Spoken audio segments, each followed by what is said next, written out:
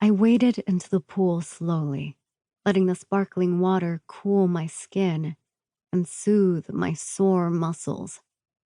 The mid-morning summer sun was already scorching, and I ducked my head under, waiting around for a few minutes before settling into a shady corner of the pool and leaning back.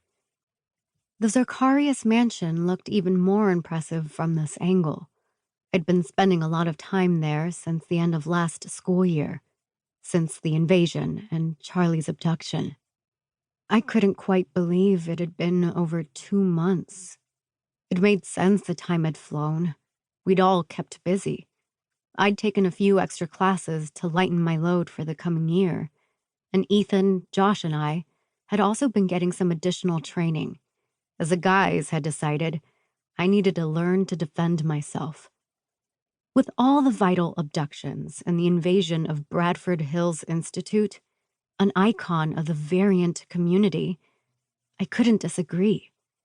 No one other than Zara, Dot, Charlie, and the guys' uncle Lucian knew I was a vital, and that Alec, Tyler, Josh, and Ethan were in my bond. But with the appearance of new technology that could identify a vital, I was definitely at risk. Resting my elbows on the edge of the pool, I kicked my legs lazily through the water, wondering how long the large bruise on my left thigh would take to heal. I understood the need to learn self-defense. I just wished the process wasn't so brutal. Tyler had arranged for an ex-Melior group operative named Kane to come out several times per week and train us in the fully equipped gym in the basement. He was a Kane by name and a Kane by nature, with a stocky build and light brown hair.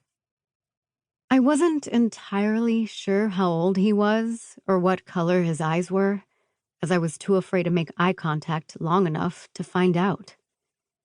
Kane was told Josh and Ethan wanted to train in preparation for joining Melior Group in a few short years. That couldn't have been further from the truth. One of the reasons we'd kept our bond a secret was that none of us wanted to become super spies, or whatever the hell Alec did. Melior Group's recruitment tactics for variants with impressive abilities and vitals to enhance them could be very persuasive. Kane didn't seem to care about that, though, or the fact he was also there to train me, stating, "All the recent tension between variants and humans is making me nervous." He didn't blink an eye when Dot joined us either. She had spent a solid 2 weeks in bed, crying and hardly eating, after Charlie was taken. If being punished in the gym with us provided a distraction, none of us were going to say no. The only other thing that had managed to take her mind off Charlie, if only for a few minutes, was finding out I was Evelyn Maynard. Dot hadn't put 2 and 2 together until a few weeks after she'd gotten out of the hospital. Even though Dot's family had never met my mom, she'd heard the guys talk over the years about their missing childhood friend, who was likely Alec's vital. When she finally made the connection, she had a million questions. I didn't have many answers, but I did my best to keep her talking, keep her engaged, keep that vacant look out of her eyes for as long as I could. Ever since then, she'd treated me like the sister neither one of us ever had. Ethan, Josh, Dot, and I had just finished another murderous session with Kane, and I'd made a beeline for the pool, while the others had gone to shower or do whatever they needed to recover.